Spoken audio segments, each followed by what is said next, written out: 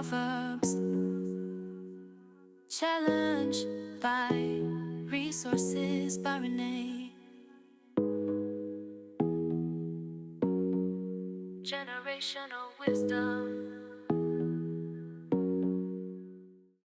Good evening, everyone. Welcome back to Proverbs Challenge. We are on day 21. That means we are on chapter 21.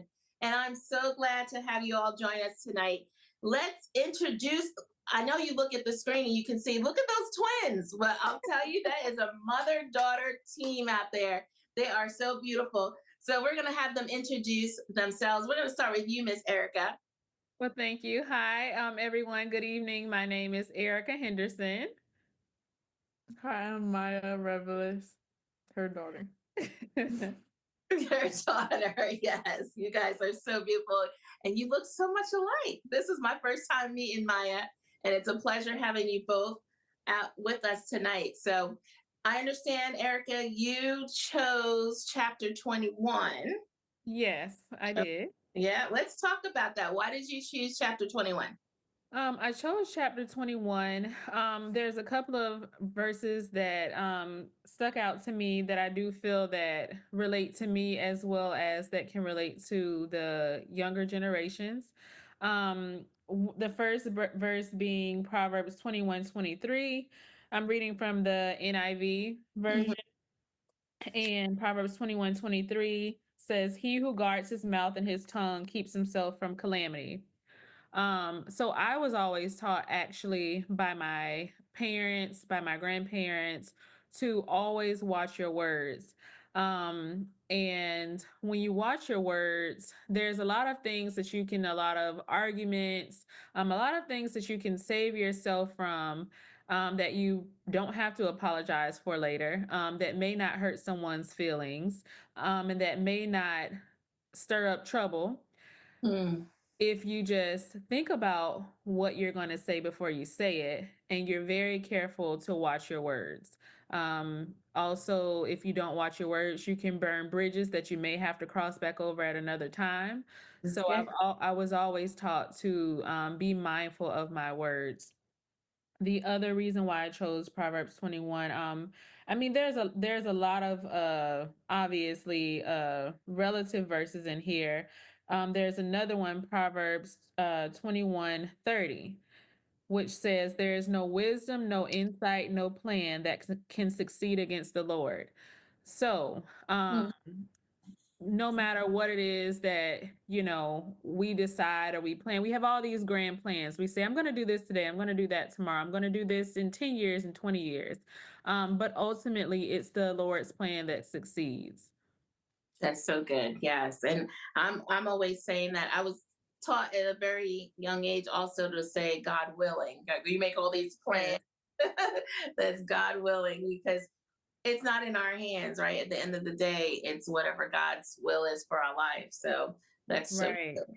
I love that what you said about with self control, really, with verse 23 with your mouth. Because listen, we all have to do that at times. We have to, like, woo, take that pause, zip the lips before we go ahead and just go ahead and spit everything out and then try to take it back because we said something we shouldn't have said.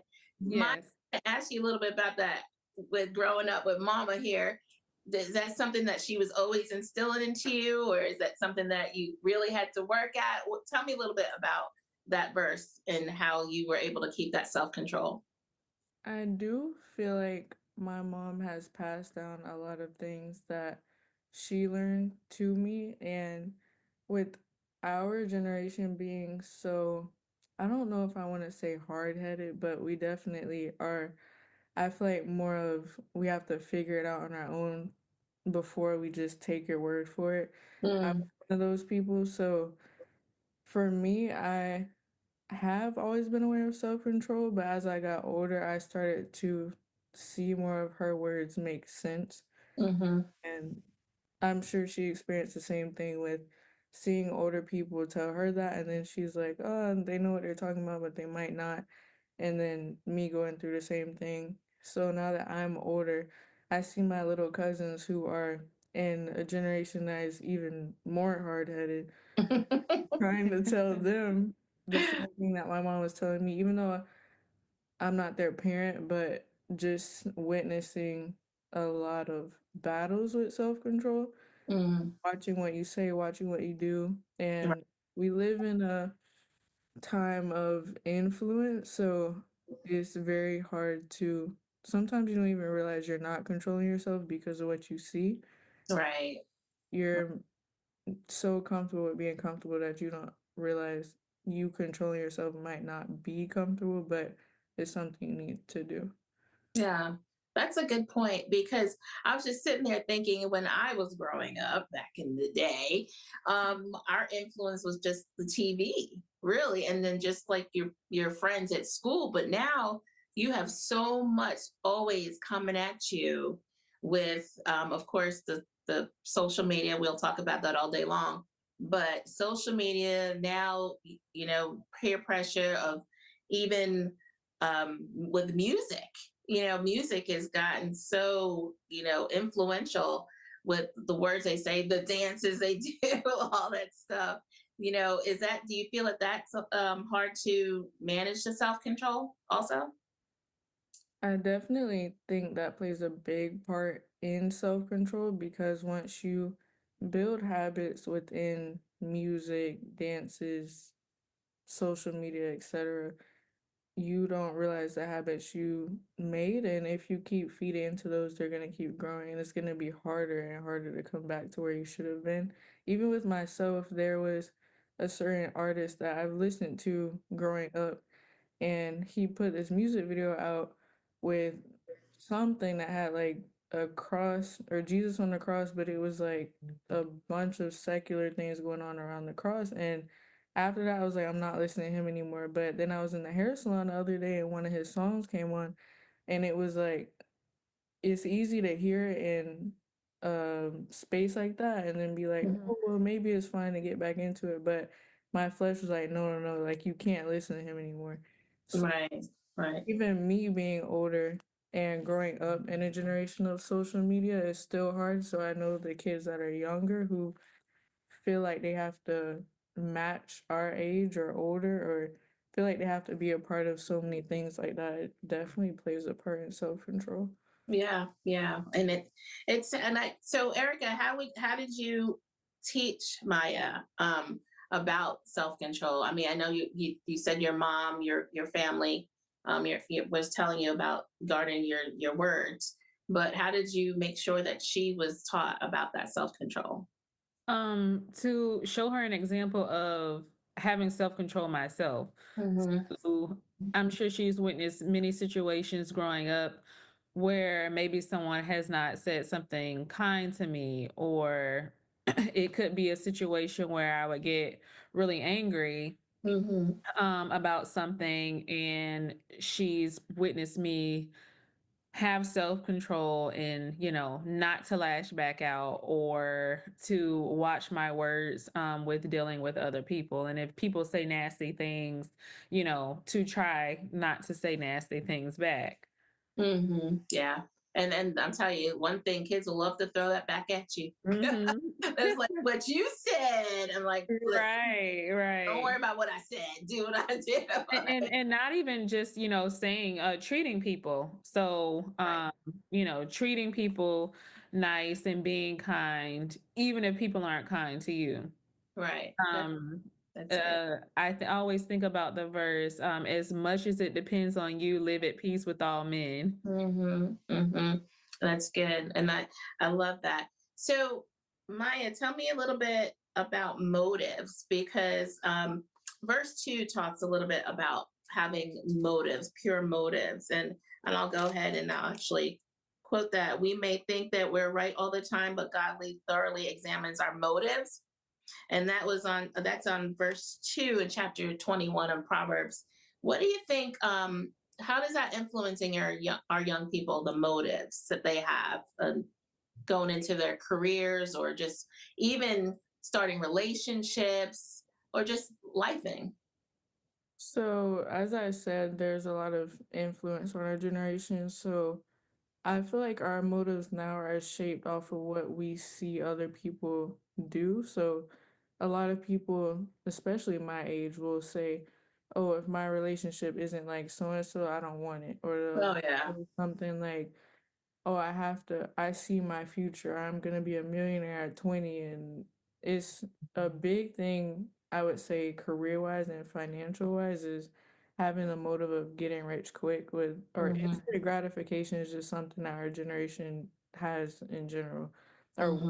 so I feel like that there's two different types of motives that I'm not gonna say everyone in our generation, but there's two different types of motives I see, and it's a motive obviously that's created by what God wants you to do, and then a motive of what the world wants you to think that you want to do. Mm. And I believe that I have seen surprisingly more young people turn to trying their own motives and then realizing it's not working. Mm. Even for myself, like I've in high school, I think I've always wanted to be an entrepreneur, but it got to a point where I was trying 10 different new businesses every other month because I wanted instant gratification. And one wasn't working, I was like, okay, I need a new one. This one just must not be for me. But now I've been planning more of long-term things and having a different motive of not getting rich by tomorrow, but planning something that goes into the skills God gave me, the passions he's given me within being an entrepreneur, not just, oh, I want to be my own business owner and my motive is to get my own money and not have to report to anyone. So I Right. would say our everyone's motives are different, but they're definitely shaped by the influence still. Right. Right. I know it's funny you said that because even in this chapter, it talks about greed. And that I think it's verse 25, I believe it says, and I'll go ahead and quote it. Taking the easy way out is a habit of a lazy man. I'm reading from the Passion, but I also have the Amplified here that also mentions the desire of a lazy kills him, for his hands refuse to labor. And it's like the quick, getting rich quick, you know? Um, Also, yeah, go ahead. verse 3 says the plans of the diligent lead to profit as surely as haste can lead to poverty. Yes. Verse 4, I'm sorry, that was verse 5. Verse 4, a fortune made by a lying tongue is a fleeting vapor and a deadly snare. Hmm. Yeah. Yeah. So, can you talk a little bit about the greed, Erica? What do you think? That is that something that we're still seeing, that people are trying to do the get rich quick schemes, Oh, or definitely so. Because now, like she said, I feel like whether it's the younger generation, whether it's our generation, everyone wants to, how can I make money really fast? Mhm. Um, so instead of just being diligent in their work, or the generations being diligent in their work, a lot of people want to do things really fast. How can I invest in this? Can I put this $5 here and it'll turn into $5,000 tomorrow? Um, Also, the lying tongue. A lot of people will just say what they want, what they think everyone else wants to hear, and they're selling their listeners or their audience or their customer base a dream, so to speak, in order to gain wealth, but it's not beneficial to those that are their customers or that are listening to them. Right, right. Yeah. And we also know that giving is so much more important than obtaining wealth. We want Right. to be able to give back, Right. you know. Um, Maya, tell me a little bit what in this chapter, because I didn't ask you, was there a particular verse that you were resonated on in this chapter? I would say the between 5 and 6 when it Mhm. comes to, or in my version it says the plans of people who work hard succeed. You can be sure that those in a hurry will become poor. A fortune made by people who tell lies amount to nothing and leads to death. And it just goes back to the instant gratification for Mhm. me, because me being someone who has always wanted to be an entrepreneur, obviously that surrounds a lot of financial of the financial side. So me seeing these verses about not only financial decisions, but the mental side of that too, Mm, and how the motives and everything tie together in my perspective of being an entrepreneur, it definitely solidifies that I'm going in the right direction. And these right. verses stand out to me because I know that I shouldn't be trying to get rich quick. I know that I shouldn't sit and be lazy. Like, I actually wrote in my notes that one of the verses for the verse for the year for me for 2025 was the verse about planting different seeds because you never know which one is going to grow. Ooh, I think it kind of goes along with this too because it says to keep your hands busy, not be lazy, to continue to work hard. So I think it all just tied in for me with what I already had revelation on about this year. right. That's really good. So a lot of young people I know, because I work with a lot of high schoolers that are transitioning into the real world and college kids, they want to graduate and they want to make that $100,000 a year right out of school. And sometimes it is possible depending on the career that you're getting into. And sometimes you may have to work your way up. And I see that they have a lot, I mean, we talked about instant gratification. They have a real hard time with that because they want to just immediately get out there, make that money, start their life, and not let it enjoy the journey. They don't want to enjoy that journey getting there. And that's something that I see a lot. Is that something that you hear from your peers a lot too? Or So out of my whole friend group, I'm the only one that's not in the medical field. And they always say, "Oh, Maya's just here on vacation for school because she doesn't have the hard classes and et cetera, et cetera." But I was in sports management as a major because I thought I wanted to be a sports lawyer, a sports agent. And then even though it was like, yeah, that's good money, I wasn't very passionate about it. So I kind of realized that no matter what major you do, whether someone thinks you don't need to get a degree for that, me and my mom went back and forth about that for I don't know how long. And now I'm in advertising and I don't feel like I'm in school because I've been doing graphic design, social media, everything about advertising I've been doing since I was little. So I think the passion is what drives me more than what job am I going to get from this. I know if you are very passionate about something, you outwork the people on your skills because that's what you want to do, not because you're trying to race. It's not really a competition. If you're meant to be somewhere, you're meant to have a big job when you get out, you're meant to have ups and downs. God's going to provide for you either way, no matter what major you're in. So I do hear from my peers, a lot of times I'll hear them be like, well, when I get out of school and I get this, I'm gonna have this money. And I'm just sitting over here like, you could easily, you know how many nurses there are, how many doctors there are. Like, if you're not passionate about it, you're not really rich. You just have money. So it's deeper to me, I feel like, than just the number. that's good.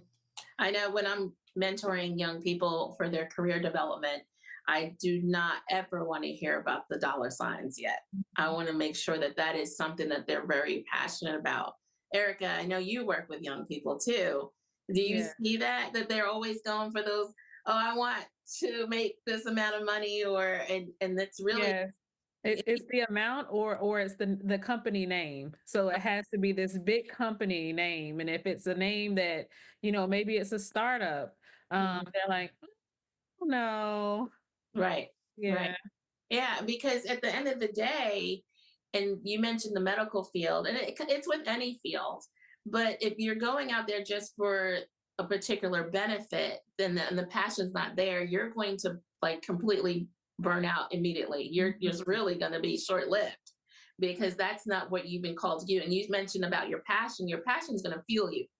I mean, I live with someone like that. My husband is so passionate with his job. He can go 24/7 because he's just so passionate about it. But if you're not, it's just going to be it's short-lived. And if you're going for that money, you mentioned that, then that's not the end all, because you need to be able to enjoy what you do. Well, that's a whole nother segment anyway. That's what I'm That's what I do is career development. But so anything, any advice, anything that you want to touch on with 21 before we go? Is there any particular thing, a closing word from each one of you would be great. You want to go first? Okay, go ahead. Say that Proverbs 21, it ties into everything we talked about, but the whole chapter of Proverbs can relate to generational wisdom. So I wouldn't stop at reading Proverbs 21. I would see not only how Proverbs 21 can apply to your real life, but how can it apply to the chapters around it, and how can you build off of this chapter instead of, I guess, taking things deeper than surface level or face value and really diving deeper into, yes, I might have heard my mom tell me this before, but what is this verse? How can it mean deeper than what someone just said to me? Or there's a lot in here that I've read Proverbs multiple times, but I feel like I haven't seen some of the verses. So it really was refreshing to be able to not only read it again, but think differently, hear things differently, and be able to talk about it as well. That's good. Yeah. We encourage, I did that with my children, a proverb a day and just don't stop. Cause like you said, you'll read it and you're like, wait a minute, that was there all that whole time. Mhm. So God will just speak to you differently. Particularly, you read it over and over, but maybe in this season of your life, you needed that particular word from God. So that's good. Miss Erica, what would you like to close with? To expand on what Maya said, the book of obviously the Bible is rich with God's wisdom. Proverbs 21 has a lot of verses. All of the chapters share a lot of wisdom that can be applied to life.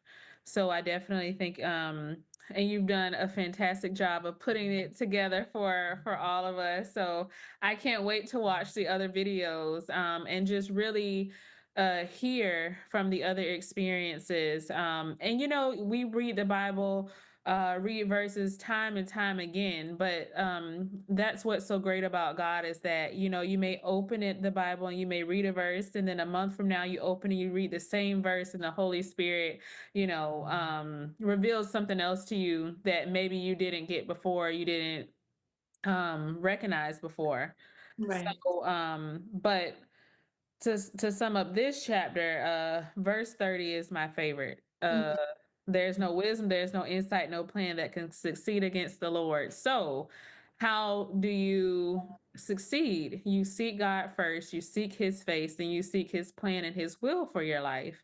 And knowing that you will have success. It doesn't mean that you will have ups and downs, but we know that God's plan is good and everything that he does is good. So as long as we're seeking him and we're following his plan and his will for our lives, that we will succeed. That's perfect. Thank you for sharing that. Miss Erica, if anybody wanted to get in touch with you to dialogue with you even further, had some questions about anything, is there a contact I that they have an email. Okay. So my email is hi Erica, HIERIKAH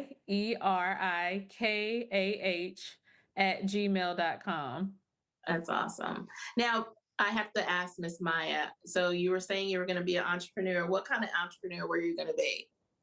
So for the longest, I had no clue what I wanted to do. I wanted to do so many different businesses. So I feel like what I've or not I don't want to say what I've came up with, but what I've been led to come up with Hmm. is basically a collection of different businesses that represent different skills that God has given me. So I like interior design, I like cooking, I like um Pilates or just fit wellness in general. So I would say I can see myself building a collection of, here's a restaurant that showcases all the skills. Here is a wellness house that showcases the skills that God has given me towards wellness, and kind of make a showcase of not look at all I can do, but